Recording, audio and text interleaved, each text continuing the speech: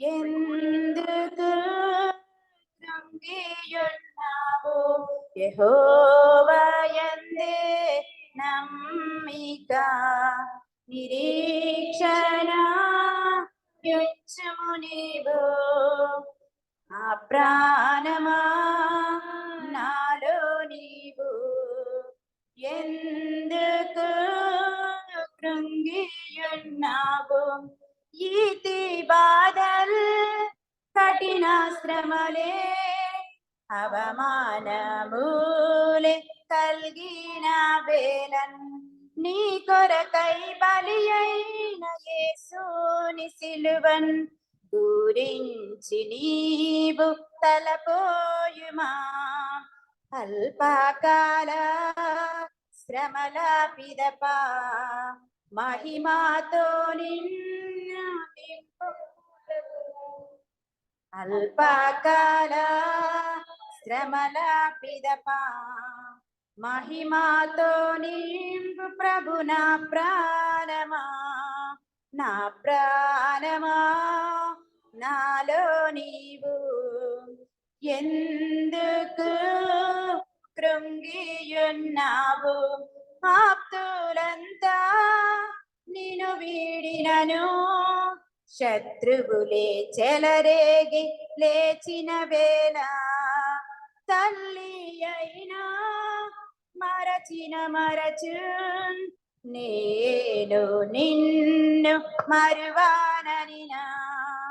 యేసుని ప్రేమ తలపోయుమా. ఆశ్రయించు ప్రభుని నా ప్రాణమా. యేసుని ప్రేమన్ తలపోయుమా. ఆశ్రయించు ప్రభుని నా ప్రాణమా.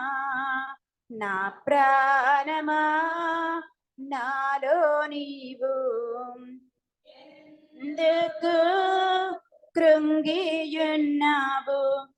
ఐశ్వర్యమే లేకున్నాను సౌఖ్య జీవితమే కరువైనను ప్రభు సేవలో ప్రాణంబులన్ అర్పింపవలసి వచ్చినను. క్రీస్తునకే అంకితమై ఆనందించు ప్రభు రాకకై కనిపెట్టు నా ప్రాణమా. క్రీస్తునకై అంకితమై ఆనందించు ప్రభు రాకకై కనిపెట్టుము నా ప్రాణమా. నా ప్రాణమా నాలో నీవు ఎందుకు కృంగియున్నావు? యెహోవా యందే నమ్మిక నిరీక్షణ యుంచుము నీవు.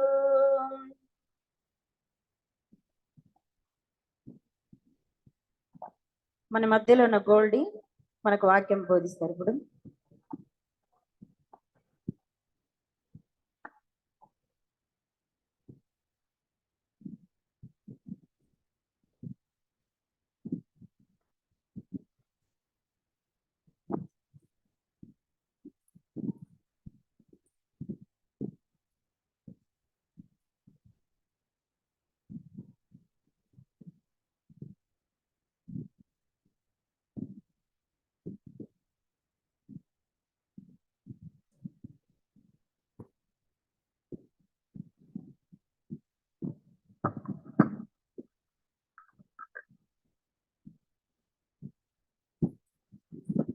చేరి వచ్చిన సహోదరులందరికీ యేసయ్య నామమున వందనాలు చెల్లిస్తున్నాను.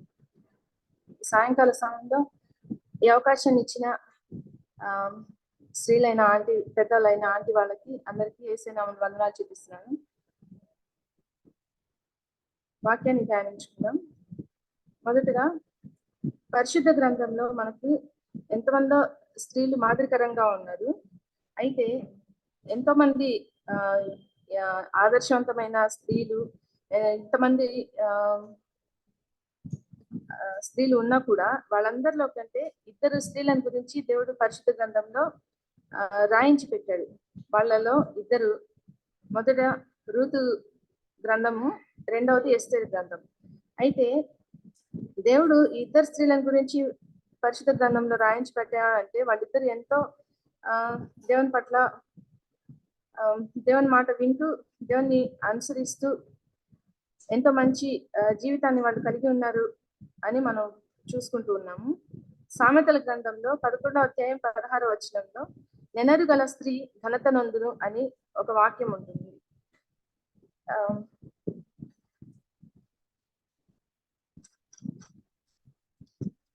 నెనరు గల స్త్రీ ఘనత నొందును అనే వాక్యం ఉంటుంది. నెనరు అంటే దయగలిగినది అని, నెనరు అనే మాటకి అర్థం దయగలిగినది అని. ఇక్కడ మనం ఎస్తేరు గ్రంథంలో ఉన్నటువంటి ఎస్తేరు గురించి నేను ఈరోజు ధ్యానించాలని దేవుడు నాకు ఒక తలంపు ఇచ్చున్నాడు. ఎస్తేరు ఆమె జీవితం చూస్తే ఆమె చిన్నప్పటి నుంచి తల్లిదండ్రులు లేనిదై ఉన్నప్పుడు మొర్దెకై ఆయన కుమార్తెగా స్వీకరించి ఆమెని పెంచుకున్నట్లు మనం చూస్తున్నాం. ఎస్తేరు గ్రంథం 2వ అధ్యాయం 7వ వచనంలో ఆమె తన పినతండ్రి కుమార్తె అయిన హదస్సా అని ఎస్తేరు తల్లిదండ్రులు లేనిదై ఉండగా అతడు ఆమెను పెంచుకొనెను. ఆమె అందమైన రూపంను సుందర ముఖం గలదై ఉండెను. ఆమె తల్లిదండ్రులు మరణం పొందిన తరువాత మొర్దెకై ఆమెను తన కుమార్తెగా స్వీకరించెను. మొర్దెకై వాళ్ళ పినతండ్రి అంటే ఇప్పుడు ఆయనకి ఎస్తేరు చెల్లి వరుస అవుతుంది. అయితే ఈయన చెల్లిని వాళ్ళ అన్న కూతుర్ని కుమార్తెగా స్వీకరించి ఆమెని చిన్నప్పటి నుంచి కూడా ఎంతో దేవుని భయంలో పెంచినట్లు మనం చూస్తున్నాం. వీళ్ళు బబులోన్ రాజు యూదా రాజు అయిన యెకొన్యాను చెరపట్టుకొని తీసుకొని వచ్చినప్పుడు వీళ్ళతో పాటు యెకొన్యా రాజుతో పాటు ఈ మొర్దెకై వీళ్ళందరూ కూడా వాళ్ళతో పాటు వచ్చిన వాళ్ళలో ఉన్నారనమాట. అయితే ఇక్కడికి వచ్చినప్పటి నుంచి వీళ్ళంతా యూదులు. అయితే మొర్దెకై ఆమెకి చిన్నప్పటి నుంచి ఎంతో దేవుని భయంలో పెంచుతూ వచ్చాడు. అక్కడ అంతకుముందు అధ్యాయంలో మనం చూసుకుంటే అహష్వేరోషు మాటను లక్ష్య పెట్టకుండా వష్టి చేసినటువంటి పనికి ఆమె రాజ్య బహిష్కరణ చేసేసిన తర్వాత అప్పుడు అక్కడ ఉన్నటువంటి మంత్రులు ఇప్పుడు రాణి లేదు కాబట్టి ఈ రాజ్యానికి రాణి అవసరం ఉంది కాబట్టి మీరు ఒక ప్రకటన చేయండి. అందమైన కన్యకలందరూ ఎవరి మీద రాజు ఇష్టపడతాడో వాళ్ళని వష్టికి బదులుగా రాణిని చేయొచ్చు అని చెప్పి వాళ్ళందరూ ఒక సలహా ఇచ్చినప్పుడు అప్పుడు ఈ అహష్వేరోషు రాజు వాళ్ళందరికీ సంస్థానంలో ప్రకటన చేపిస్తాడనమాట. ప్రకటన చేపించినప్పుడు అప్పుడు స్త్రీలందరూ కన్యకలందరూ షూషన్ కోటకి తీసుకొని రాబడతారు. తీసుకొని రాబడిన తర్వాత అక్కడ 8వ వచనం 2వ అధ్యాయం రాజాజ్ఞయు అతని నిర్ణయమును ప్రచురం చేయబడి కన్యకలను అనేకులు షూషన్ కోటకు పోగు చేయబడి హేగే వశమునకు అప్పగింపబడగా ఎస్తేరును రాజు యొక్క నగరునకు తేబడి స్త్రీలను కాయు హేగే వశమునకు అప్పగింపబడెను. ఇక్కడ రాజు ఆ ప్రకటన చేపించినప్పుడు మొర్దెకై ఎస్తేరును కూడా నువ్వు కూడా వెళ్ళు, అంటే అది ఒక కాంపిటీషన్ అనుకోవచ్చు అని నేను అనుకుంటున్నాను. అయితే దీనికి నువ్వు కూడా వెళ్ళు అని మొర్దెకై ఆమెకి ఒక సలహా ఇచ్చి ఆమెను కూడా అక్కడికి పంపిస్తాడు. పంపించినప్పుడు ఆమె అక్కడ హేగే వశంలో ఉంది. అందరూ ఆయన హేగే వశంలోనే ఉన్నారు. కానీ హేగే అక్కడ స్త్రీలను కాయు అధికారి. అయితే హేగే అనే మాటకి అర్థం ఏంటంటే ధ్యానము అనే అర్థం. ఆయన అక్కడ ఉన్నటువంటి కన్యకలందరినీ ఒక్కొక్కరిని వాళ్ళకి ఇచ్చే ఫుడ్ విషయంలో కానీ లేకపోతే వాళ్ళకి ఇచ్చే అంటే రాజు దగ్గరికి వెళ్ళేటప్పుడు వాళ్ళందరినీ చక్కగా సిద్ధపరచాలి కదా, సుగంధ ద్రవ్యాలతోటి, తర్వాత నగలు వాటిలన్నిటితోటి అవన్నీ ఇచ్చేటప్పుడు వాళ్ళని ఒక్కొక్కరిని వీళ్ళు ఎట్లున్నారు, రాణికి తగిన వారా కాదా, రాణి హోదాకి అని అన్ని ఆయన గమనిస్తూ ఉన్నాడు. ఒక్కొక్కరిని చూస్తూ ఉన్నప్పుడు వీళ్ళందరిలో కంటే ఆ చిన్నది అతని దృష్టికి ఇంపైనది కనుక ఆమె అతని వలన దయ పొందెను అని ఫస్ట్ మనం ఇక్కడ ఆమె అతని వలన దయ పొందింది అని చూస్తున్నాము. ఈ చిన్నది అంటే ఎస్తేరు హేగే వలన దయ పొందింది. ఫస్ట్ ఆయన ఇంప్రెస్ అయిపోయాడు అనమాట ఆమెకి. అంటే ఆమె చూపులో కానీ, ఆమె మాటలో కానీ, లేకపోతే ఆమె ప్రవర్తనలో కానీ ఆయన ఏది ఇస్తే అదే తీసుకొని ఆమె దాంతోనే తృప్తి కలిగి, ఆయన ఏ ఫుడ్ ఇచ్చినా, లేకపోతే ఏ బట్టలు ఇచ్చినా, లేకపోతే ఏ నగలు ఇచ్చినా, ఏమి ఇచ్చినా కానీ దాంతోనే తృప్తి పడింది. మిగతా వారందరూ మామూలుగానే స్త్రీలకి అంటే బాగా తయారవ్వాలని, మంచిగా రెడీ అవ్వాలని ఇష్టం ఉంటది కదా. అయితే వాళ్ళందరూ ఇంకా ఎక్కువ అడిగారేమో ఆయనని, మాకు ఇంకా ఎక్కువ మంచి ఫుడ్ ఇవ్వు, లేకపోతే మంచి బట్టలు ఇవ్వు అని ఇంకా ఎక్కువ అడిగారేమో. కానీ ఈమె మాత్రము ఆయన ఏది ఇస్తే దాంతోనే తృప్తిపడి, దాంతోనే ఆమె ఆయన ఇచ్చిన దాంట్లోనే ఆమె ఎంతో ఒత్తిగ్గా తను తాను ఇచ్చేసుకుంది. కాబట్టి ఆ చిన్నది ఆయన దృష్టికి దయ పొందింది అయిందనమాట. ఆ తర్వాత మనం చూస్తే మొర్దెకై ఆమెకి ముందే చెప్పి పెట్టుంటాడు, నువ్వు ఒకవేళ రాణి ఆ కోటలోకి వెళ్ళిన తర్వాత నీ వంశాన్ని గురించి కానీ, లేకపోతే నీ జనాంగాన్ని గురించి కానీ ఎక్కడ ఎవరితోటి చెప్పొద్దు అని ముందే చెప్పుంటాడు మొర్దెకై. కాబట్టి ఆమె ఎక్కడ కానీ ఆమె తన వంశాన్ని గురించి కానీ, తన తల్లిదండ్రుల గురించి కానీ, దేని గురించి కానీ అక్కడ మనం ఆమె బయట పెట్టినట్టు మనం చూడలేదు. ఒక్కొక్కరిని ఆయన బాగా హేగే అధ్యయనం చేస్తూ ఉన్నప్పుడు ఆమె తన అంటే give respect and take respect అని ఒక మాట ఉంటుంది కదా. అట్లనే ఆమె ఎవరిని చూసినా కానీ ఆమె మర్యాద ఇచ్చే విషయంలో కానీ, ఆమె మర్యాద ఇచ్చి తర్వాత మళ్ళీ దాన్ని రిటర్న్ గా తీసుకుంటూ ఉంది. అలాగే తన ప్రవర్తన, తన మాటలు అన్నిటిలో ఆమె దేవుని పైన ఆధారపడి ఉన్నట్లు మనం చూస్తున్నాం.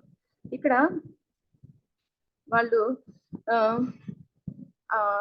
ఆమె ఈ షూషన్ కోటకి రాకముందు ఆమె పేరు హదస్సా అనబడింది. 2వ అధ్యాయం 7వ వచనంలో హదస్సా అని అంటే అర్థము గొంజి చెట్టు అని. ఈ గొంజి చెట్టుకున్న స్వభావం ఏంటంటే అది ఎంతో సువాసన ఇస్తుందంట ఆ గొంజి చెట్టు. అట్లా ఈ ఎస్తేరు కూడా సార్థక నామధేయురాల్లాగా ఆ గొంజి చెట్టు స్వభావాన్ని తనలో కూడా తన జీవితంలో ఇంప్లిమెంట్ చేసుకొని, తన మాటల్ని బట్టి కానీ, తన యొక్క ప్రవర్తనని బట్టి కానీ అందరికీ సువాసన వెదజల్లేలాగా తన ప్రవర్తన ద్వారా, తన మాటల ద్వారా ఎంత తక్కువగా మాట్లాడుతూ, ఎంతో ఒత్తిగ్గా ఉంటూ అలాంటి మంచి స్వభావాన్ని ఆమె అలవాటు చేసుకున్నట్లు మనం చూస్తున్నాం. ఎస్తేరు గ్రంథం 2వ అధ్యాయం 20వ వచనంలో ఎస్తేరు మొర్దెకై పోషణ ముందున్న కాలంలో చేసినట్లుగానే ఇప్పుడు కూడా అతని మాటకి, అంటే ఆమె షూషన్ కోటలో ఉన్నా కూడా ఆయన ఏం చెప్తే అదే చేస్తూ ఉంది. ఆయన మాటకు లోబడుతూ ఉంది. కాబట్టి తన జాతిని కానీ, వంశాన్ని కానీ ఎక్కడ ఆమె బయట పెట్టకుండా ఉంది. అయితే ఇక్కడ మనం తర్వాత వీళ్ళందరూ రాజు దగ్గరికి పోయిన తర్వాత 17వ వచనంలో, 2వ అధ్యాయం 17వ వచనంలో స్త్రీలందరికంటే రాజు ఎస్తేరును ప్రేమించెను, కన్యకలందరికంటే ఆమె అతని వలన దయాదాక్షిణ్యమును పొందెను. అతడు రాజ్య కిరీటమును ఆమె తల మీద ఉంచి ఆమెను వష్టికి బదులుగా రాణినిగా నియమించెను. ఇక్కడ మనం ఫస్ట్ ఆమె హేగే దగ్గర ఆమె దయను పొందుకుంది. తర్వాత ఆమెను చూసిన ఎవరైనా కానీ ఆమె పట్ల అంత దయ కలిగి ఉన్నారు అని మనం ఇక్కడ చూస్తున్నాం. రాజుకి ఆమె దయాదాక్షిణ్యములు పొందుకుందంట. ఆమె రాజు పట్ల దయాదాక్షిణ్యములు పొందుకుంది. కాబట్టి ఆయన ఆమెను ఎంతో ప్రేమించి రాజ కిరీటాన్ని ఆమె తల మీద ఉంచి వష్టికి బదులాగా ఆమెని రాణినిగా నియమించాడు. ఆమెని రాణిని చేసుకున్న తర్వాత జరిగిన సంగతులు మనకు తెలుసు. అయితే హామాను ఒక చట్టం తీసుకొని వస్తాడు కదా,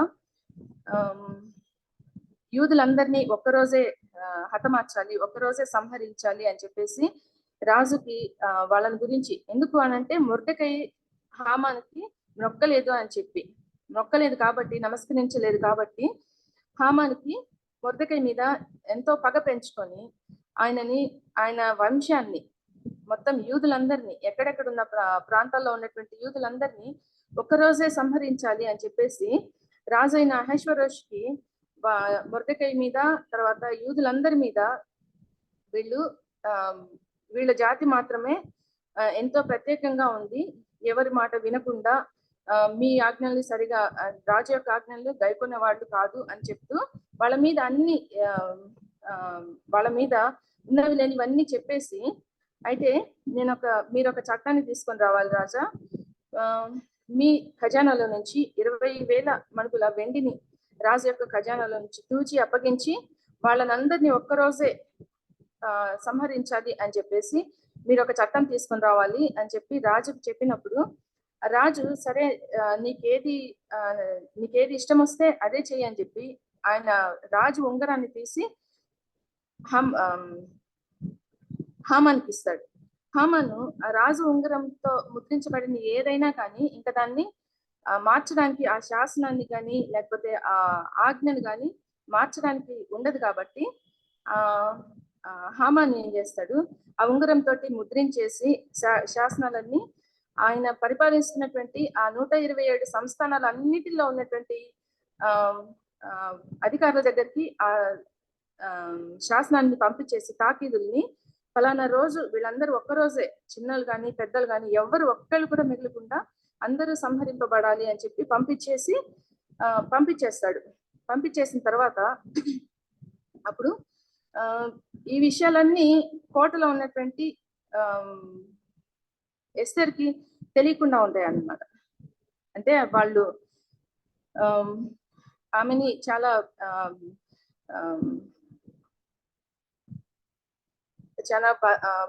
అంటే మంచి స్థానంలో ఉంచి రాణి స్త్రీలకి ఎటువంటి విషయాలు తెలియకుండా ఉండాలి అన్నట్లుగా వాళ్ళు ఆమెకి ఈ విషయాలు ఏమీ తెలియకుండా ఉన్నాయి.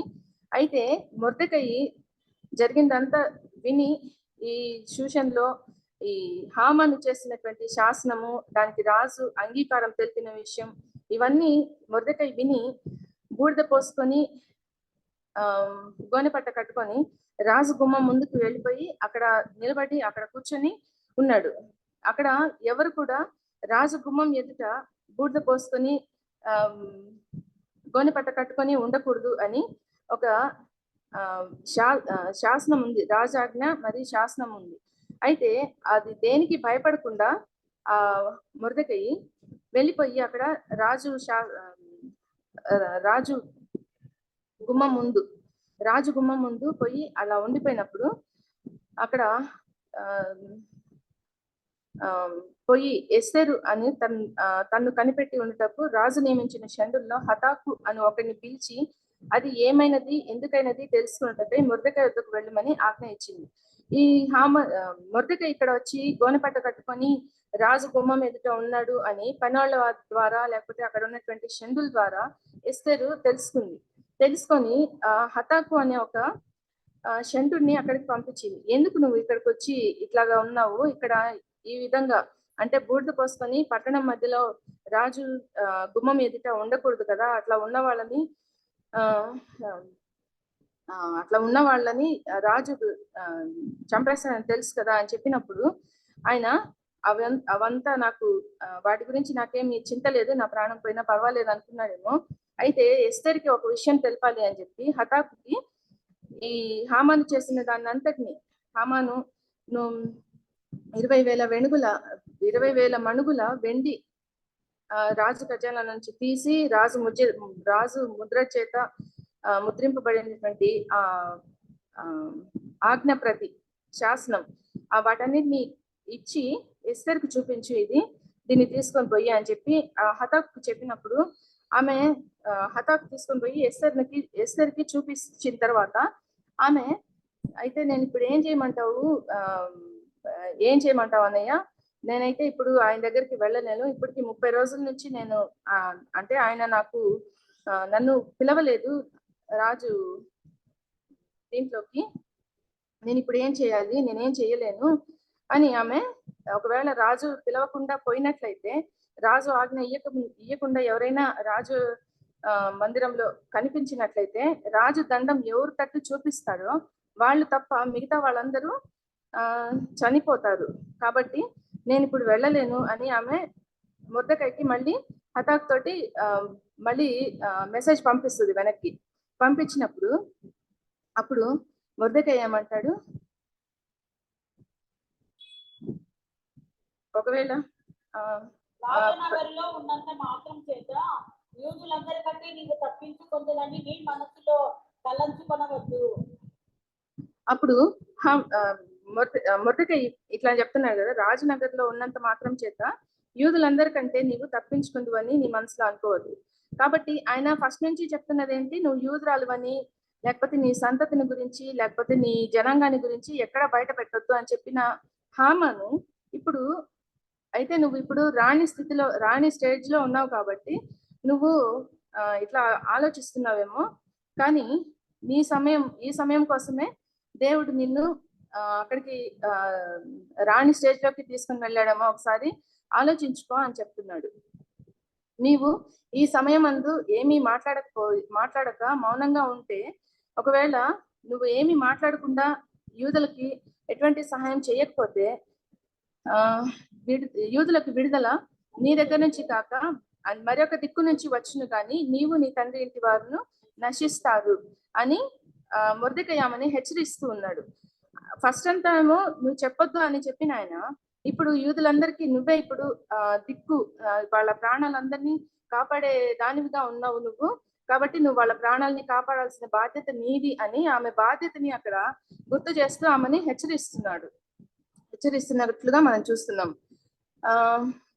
ఈ సమయాన్ని బట్టే నువ్వు రాజ్యంకు వచ్చావేమో ఆలోచించుకో అని ఆయన అక్కడ ఆమెని హెచ్చరిస్తున్నాడు. అయితే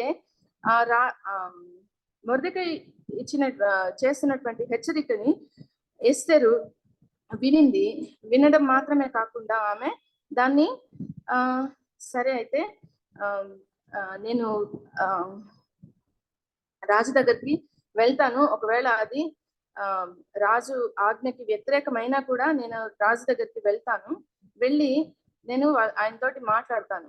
అయితే మీరు నా కోసం ఒక పని చేయాలి, 3 రోజులు మీరందరూ ఉపవాసం ఉండండి, అన్నం నీళ్లు తాగకుండా ఉపవాసం ఉండి ప్రార్థన చేయండి. నేను కూడా నా చెలికత్తెలతోటి నేను నా కోటలో నేను కూడా ఉపవాసం ఉండి ప్రార్థన చేస్తాను.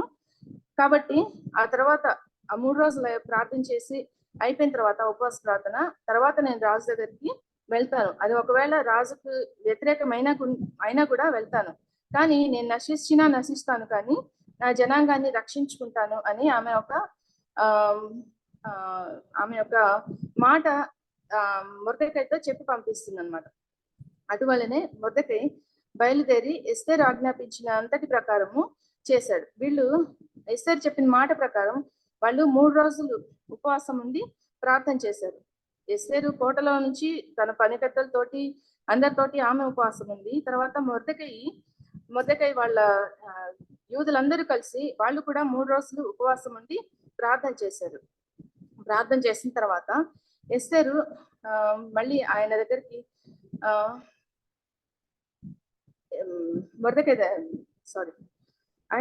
అహేశ్వరోషు రాజు దగ్గరికి ఆమె వెళ్ళినప్పుడు ఆయన ఆమెను చూసి మళ్ళీ ఆయనకి ఆమె మీద దయ కలిగిందంట. 5వ అధ్యాయం 2వ వచనంలో, రాణి అయిన ఎస్తేరు ఆవరణంలో నిలబడి ఉండుట రాజు చూడగా ఆమె యందు అతనికి దయ పుట్టెను.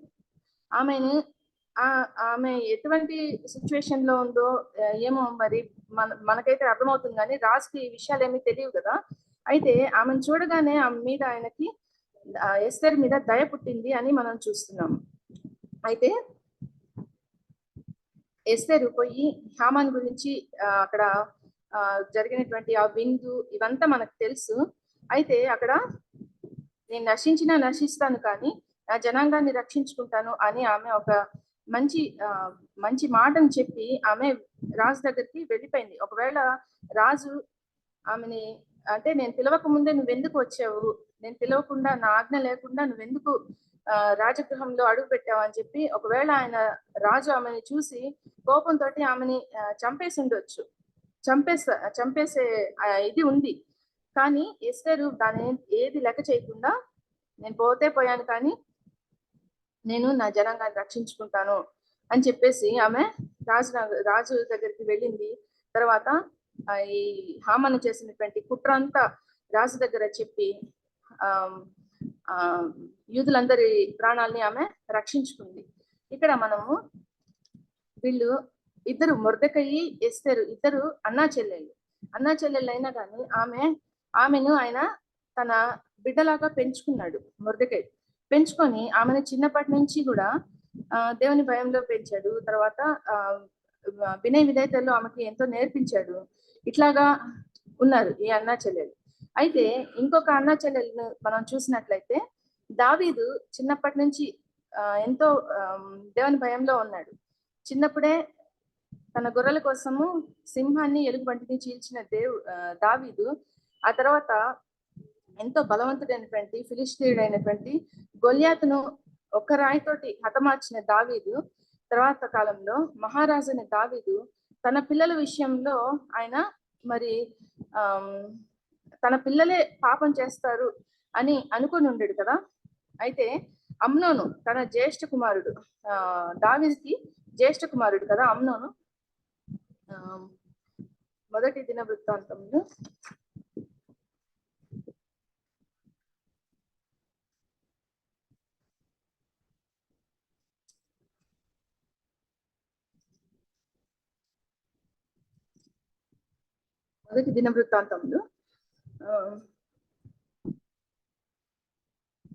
అక్కడ మనం చూసినప్పుడు దావీదు మొదటి జ్యేష్ఠ కుమారుడు అమ్నోను అని చూస్తున్నాం. అయితే అమ్నోను జ్యేష్ఠ కుమారుడు అబ్షాలోము కూడా దావీదు కొడుకే. దావీదు చెల్లెలు ఈ యొక్క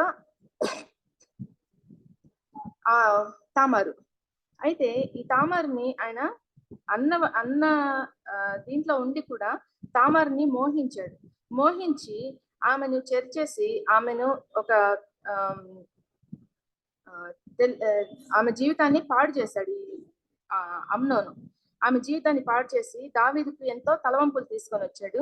ఆ తర్వాత మనం చూస్తే అబ్షాలోము అతని మీద బాగా పగ పెంచుకొని తర్వాత ఆయనని చంపించినట్లుగా మనం 2 సమూయేలు గ్రంథంలో 13వ అధ్యాయం 32వ వచనంలో చూస్తాం. అప్పుడు ఈ తామారు అమ్నోను వీళ్ళిద్దరు కూడా అన్నా చెల్లెళ్ళే. అయితే వీళ్ళిద్దరు ఎటువంటి మాదిరిగా ఉంటున్నారో మనకు అనేది మనం చూసుకోవచ్చు. అయితే మరొక అన్నా చెల్లెల్ని చూడాలని నేను కోరుతున్నాను. వాళ్ళు ఎవరంటే లేయా పిల్లలు ఉంటారు కదా, దీనా అన్నలు ఇద్దరు లేవి షిమ్యోను.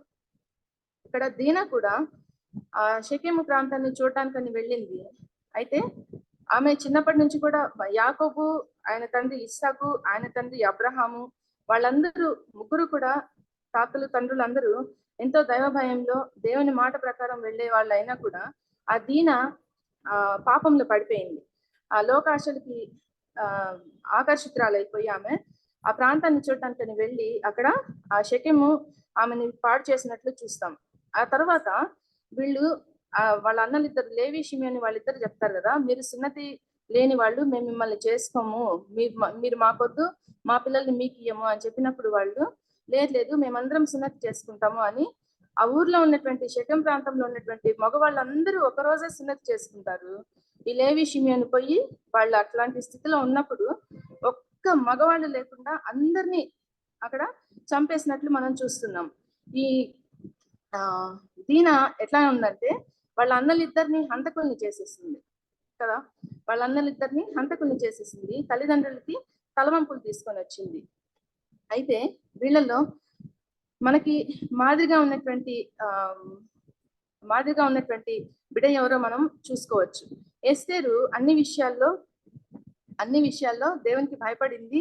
తర్వాత మొర్దెకై ఎలా చెప్తే అలానే చేసింది. అలాగే మన అన్నయ్యటువంటి యేసుక్రీస్తు ప్రభువు ప్రతి విషయంలో అంటే మనం ఏదన్నా చేస్తూ ఆయనకి నచ్చని పని లేకపోతే మన మనసాక్షికి మనకు తెలుస్తుంది కదా, ఏదన్నా పని చేస్తున్నాము అంటే ఇది చేయొచ్చా చేయకూడదా అని.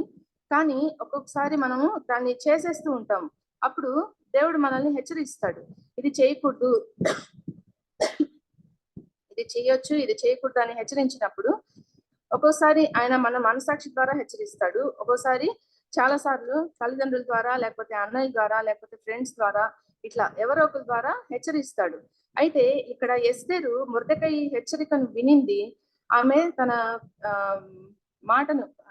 మాటను మార్చుకొని, ఒకవేళ రాజు ఆజ్ఞ లేకుండా నేను అక్కడ వెళ్తే చనిపోతాను అని తెలిసినా కూడా ఆమె, ఒకవేళ నేను చనిపోయినా పర్వాలేదు కానీ అని చెప్పి ఆమె తను ఒక మంచి స్టాండ్ తీసుకొని, ఒక మంచి నిర్ణయం తీసుకొని రాజు దగ్గరికి వెళ్ళినట్లు మనం చూస్తున్నాం. అట్లాగే మనం కూడా ఈ ఎస్తేరు లాగా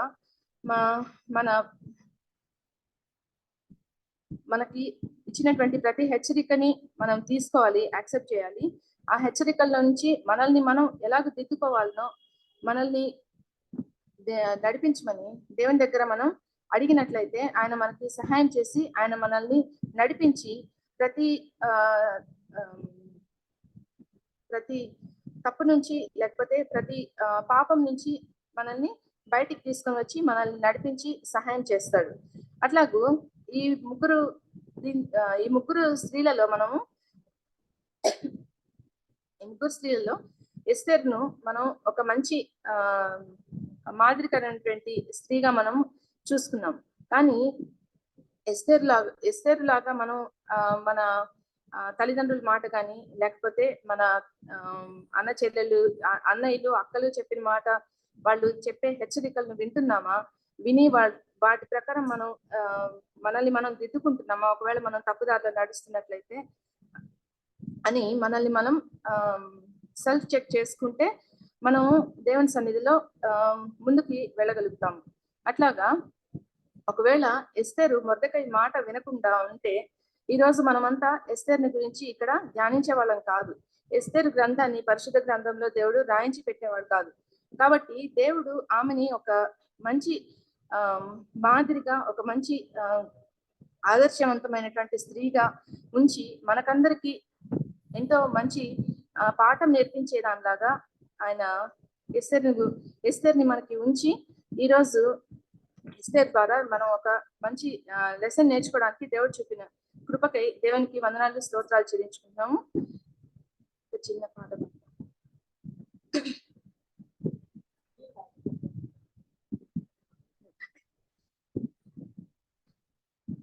అమ్మాని పిలిచావు ప్రభువా, ఇది ఎవ్వరు పిలువని పిలుపు, ఎన్నడూ వినని పలుకు.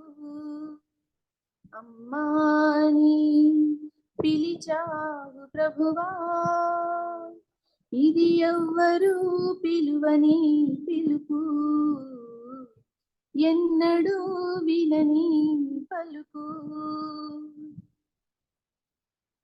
ఓ క్రైస్తవ సోదరి, కావాలి నీ దారి మాదిరి. ఓ క్రైస్తవ సోదరి, కావాలి నీ దారి మాదిరి. నీ నడతలలో, నీ తలపులలో, నీ నడతలలో, నీ తలపులలో జగతికి నీవే ఉత్తమాదిరి. ఓ క్రైస్తవ సోదరి, కావాలి నీ దారి మాదిరి. అక్క చక్కని చుక్క, ఎస్తేరు రాణిని గమనించక్క. అక్క చక్కని చుక్క, ఎస్తేరు రాణిని గమనించక్క. అణుకువతో వినయముతో తన రాజును, అణుకువతో వినయముతో తన రాజును మెప్పించగలిగిన సౌందర్యవతి, మెప్పించగలిగిన సౌందర్యవతి. ఓ క్రైస్తవ సోదరి, కావాలి నీ దారి మాదిరి. చెల్లి వలపుల మల్లి, సువాసనగా మార్చుమా నీ జీవితము. చిల్లి వలపుల మల్లి సువాసనగా మార్చుమా నీ జీవితము.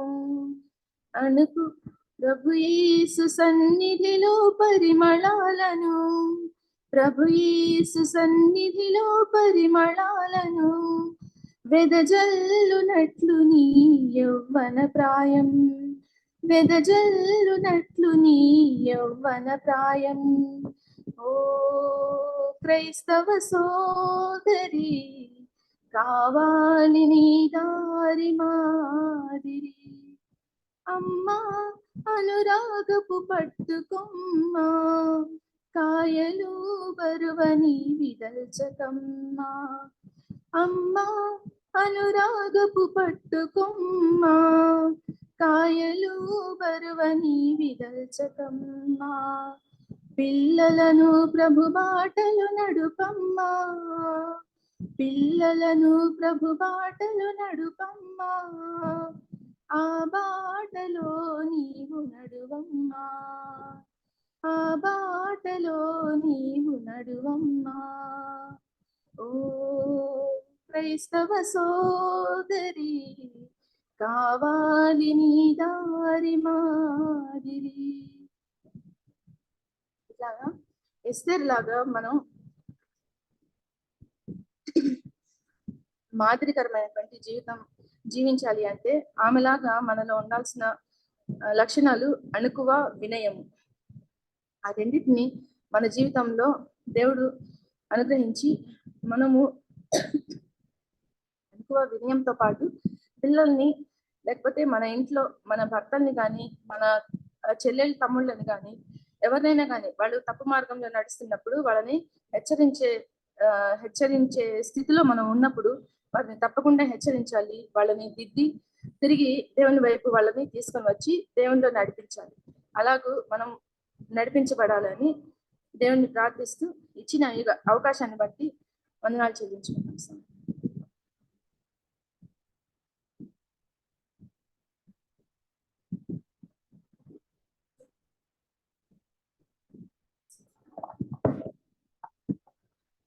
వాక్యాన్ని అందించిన గోల్డీ సిస్టర్ గారికి ప్రభు నామంలో వందనాలు. పాట కూడా చక్కగా ఉంది. ఆ విధంగా మనం కూడా ఎస్తేర్ లాగా మాదిరికరమైన జీవితాన్ని జీవించలాగా దేవుడు తన కృపను అనుగ్రహించినాక, ఇప్పుడు మన మధ్యలో ఉన్న షారా శామ్యుల్ మనకు క్విజ్ అడుగుతారు.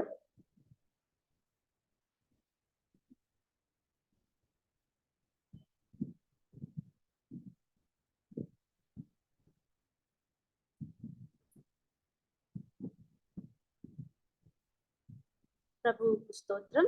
చేరవచ్చిన అందరికీ వందనాలు.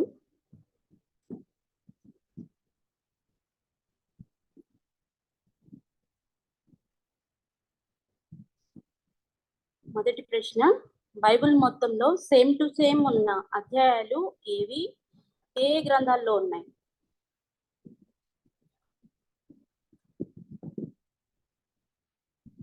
సేమ్ టు సేమ్ ఉన్న అధ్యాయాలు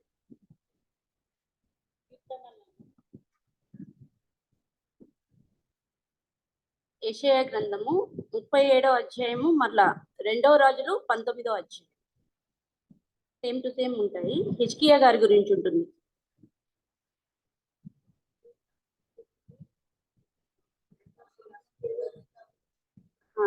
కీర్తనలు 14:53 కూడా ఉంది. నెక్స్ట్, ఏలియా గారు కరువు కాలంలో తలదాచుకుంటారు ఒక ప్రాంతంలో. అది ఏ రాజకుమార్తె ప్రాంతం?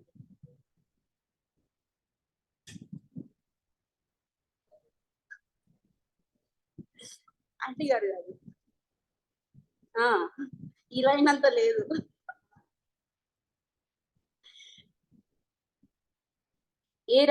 ఏ రాజు పేరేంటి? ఆ ప్రాంతం. ఆయన తలదాచుకుంటాడు కరువు కాలంలో వెళ్ళి. ఎవరు?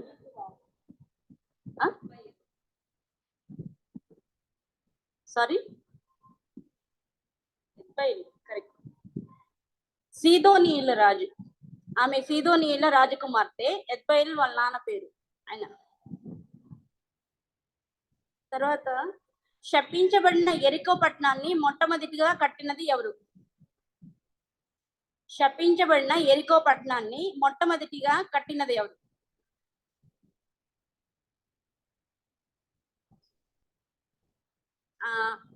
మీకు రెఫరెన్స్ చెప్తాను. మొదటి రాజులు 16వ అధ్యాయం. మొదటి రాజులు 16వ అధ్యాయం.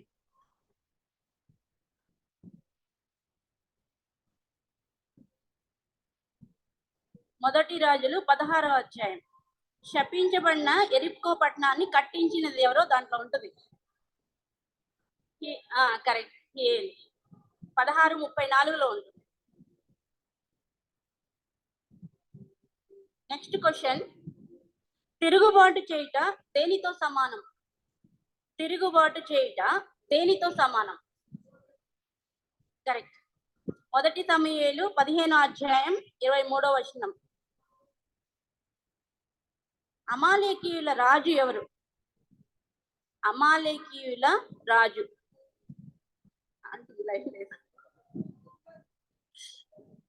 ఎవరు?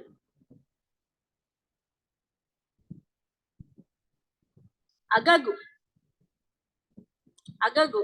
మొదటి సమూయేలు 15:8లో ఉంటుంది. మూర్ఖతను చూపించడం అనేది దేనితో సమానం? మూర్ఖతను చూపించడం అనేది దేనితో సమానం?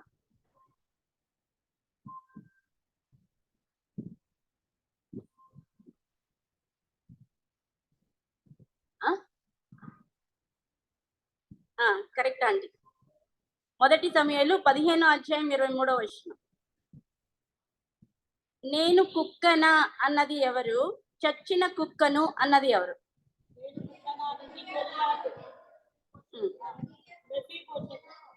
చచ్చిన కుక్కను అన్నది. ఇంకొకరు కూడా చెప్పారు, దగ్గరలో ఉన్నారు.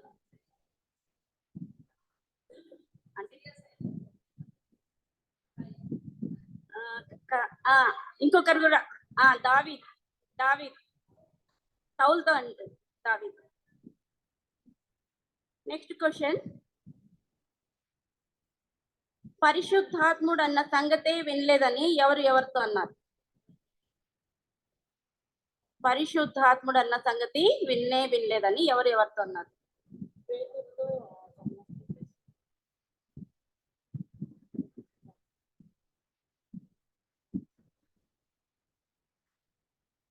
అపోస్తుల కార్యం 19వ అధ్యాయం చూడండి. అపోస్తుల కార్యాలు 19వ అధ్యాయం.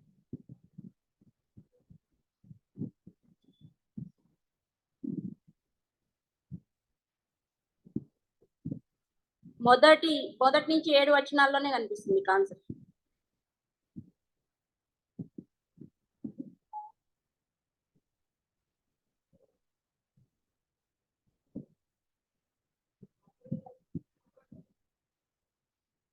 ఎఫెసీయులు పౌలుతో అంటారు. తర్వాత నెక్స్ట్ క్వశ్చన్, ఇశ్రాయేలు వారు కానానుకు వెళ్ళాక చెట్లు నాటి ఎన్ని సంవత్సరాల వరకు వాటి ఫలాలను తినకూడదు? ఎన్ని సంవత్సరాలు తినాలి? 4 years ఏంటండి? అంటే 3 years కి ఒక పని చేయాలి, 4 years కి ఒక పని చేయాలి, 5 years ఒక పని చేయాలి అని ఆజ్ఞలు ఇచ్చింటారు దేవుడు. 3 years కి ఏం చేయాలి, 4 years కి అయితే ఏం చేయాలి?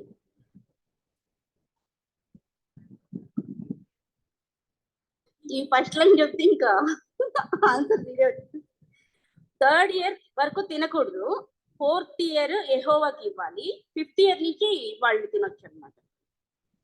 నెక్స్ట్ క్వశ్చన్, మహావిశ్రాంతి దినం ఎప్పుడు? మహావిశ్రాంతి దినం అనేది మనం చదువుకునేటప్పుడల్లా చూసుంటాం. అది ఎప్పుడు? లేవీయులకు రాసిన లేవీయుల గ్రంథంలో 16వ అధ్యాయం చూడండి. లేవియకాండం 16వ అధ్యాయం.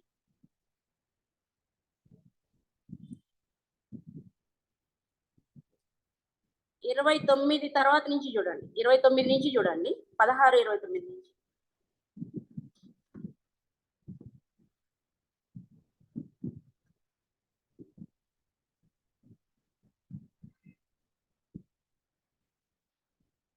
మహావిశ్రాంతి దినం.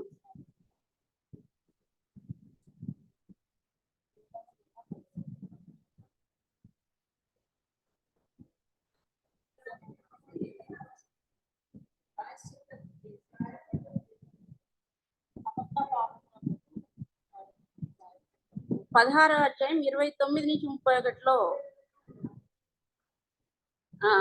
7వ నెల 10వ నాడు మహావిశ్రాంతి దినం. 7వ నెల 10వ నాడు. నెక్స్ట్ క్వశ్చన్, లోతు సంతానంకు స్వాస్థ్యంగా దేవుడు దేన్ని ఇచ్చాడు? లోతు సంతానానికి స్వాస్థ్యంగా దేవుడు దేన్ని ఇచ్చాడు? ఒక పర్టికులర్ దేశం పేరు మెన్షన్ చేశాడు ద్వితీయోపదేశ కాండంలో.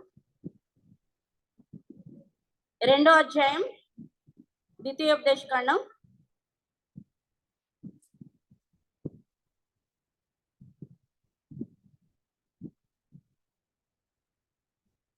1 చెప్పింది 6 కరెక్ట్. 6 దేశం 2:9లో ఉంటుంది. నెక్స్ట్ క్వశ్చన్, ఇనుప మంచం కలిగిన రాజు ఎవరు? ఓగు. అరాబా అంటే ఏంటి? అరాబా కరెక్టే, దానికి పర్టికులర్ గా ఒక పేరుంది. అరాబా అనగా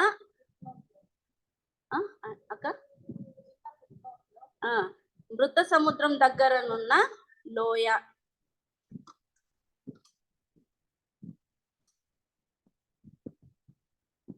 ఎవరికి ఎవరి మీద బహు ఇష్టం పుట్టెను? బహు ఇష్టము పుట్టెను. బహు ఇష్టం అనేది పర్టికులర్ వర్డ్. యోనతాన్ కాదు, ఇంకొకరి గురించి కూడా ఉంది. జనరల్ గా మనం దావీదు యోనతాన్ గురించి చూస్తాము, కానీ అంటే కరెక్ట్. సౌలు ఎప్పుడైతే దావీదు చంపకుండా వదిలేస్తాడో ఆయన్ని, అప్పుడు ఆ సందర్భంలో ఆయనకి బహు ఇష్టం పుట్టింది. రెఫరెన్స్ 1 సమూయేలు 16వ అధ్యాయం 21వ వచనం. తర్వాత దురాత్మ ఎక్కడి నుంచి వచ్చింది?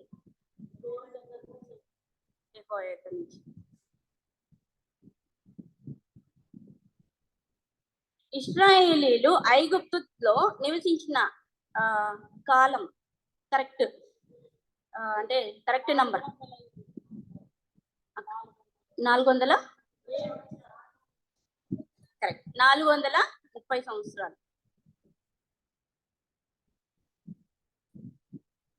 ఐగుప్తు నుండి ఇశ్రాయేలీలు మోయాబ్ దేశం వరకు ప్రయాణమై వస్తారు కదా.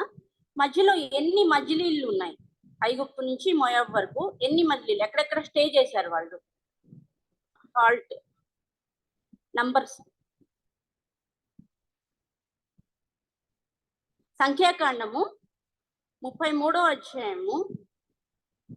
అంటే ఒకసారి కెజి ఆంటీ చెప్పినప్పుడు ఆమె మోషే గారి భార్య సిపోరా గారు ఏమేమి కోల్పోయారు అన్నప్పుడు నంబర్స్ 1, 2, 3 అక్కడ ఏమేమి అద్భుతాలు జరిగాయి చెప్పుకుంటూ వచ్చారు అనమాట. అప్పుడు మనం కౌంట్ చేస్తే 43 స్టేజెస్ ఉన్నాయి, 43 స్టేజెస్. లాస్ట్ క్వశ్చన్,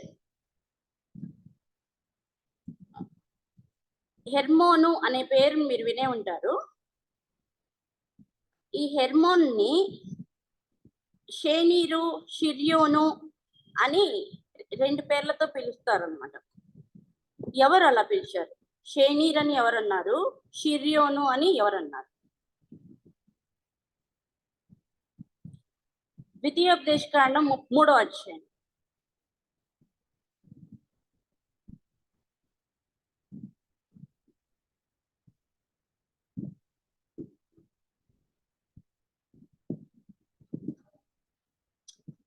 ద్వితీయోపదేశ కాండం 3వ అధ్యాయం. సిదోనీయులు ఏమని పిలిచారు?